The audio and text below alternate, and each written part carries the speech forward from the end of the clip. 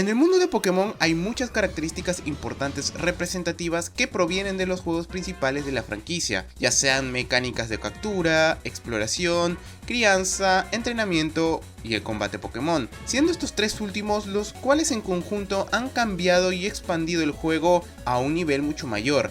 pero perdiendo en el camino varias características fundamentales de Pokémon. ¿Qué tal chicos? Soy Ghostbile y hoy les presentaré ¿el competitivo está arruinando los juegos principales? La historia del metagame, o como muchos le llaman competitivo, se inició desde el principio de la franquicia, tomando como base los videojuegos salidos para las consolas de sobremesa, como los Pokémon Stadium 1 y 2, Pokémon Coliseum o Pokémon DX, y por último el Pokémon Battle Revolution, con el que TPCI recién lo consideró como un torneo oficial en el 2009, iniciando este con dos importantes países que son Estados Unidos y Japón, dos mercados que eran fuertes en su momento y que obviamente lo siguen siendo. Hasta ese entonces, las funcionalidades que tenían los juegos principales en el competitivo no eran tan atrasadas, es decir, estamos hablando de Pokémon Platino, un juego de la cuarta generación, la cual concluyó las bases del metagame que se había iniciado en la tercera generación. Siendo que a partir de la quinta generación, este fue creciendo de manera bastante interesante.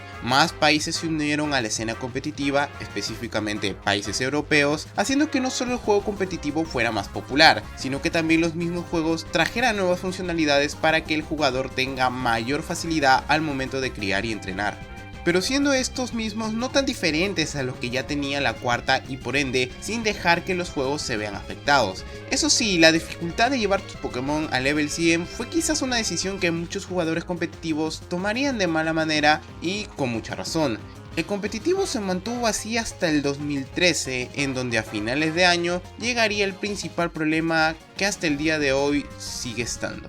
Es en la sexta generación en donde el competitivo tomaría mayor popularidad y por ende más países entrarían a la escena competitiva, incluyendo en el 2015 a países latinoamericanos y más países de Asia. Todo suena bastante bien, pero entonces, ¿cuándo viene el problema que afecta a los juegos principales? Pokémon, por más que se niegue lo contrario, tiene un alto número de jugadores mayores y también una gran escena competitiva, siendo que estos fueron aumentándose en esta generación. Fue donde TPCI y Game Freak se dieron cuenta que para que más gente llegue a jugar no solo los juegos, sino también el metagame, deberían bajarle la dificultad y contenido del main game. Obviamente es difícil pensar que el boom del competitivo y la facilidad y declive de los juegos principales fuese planeado antes de la sexta generación, pero increíblemente esto sí se haría más notorio en siguientes generaciones. La séptima generación fue una de las generaciones más interesantes, no solo para el meta, sino también en los juegos.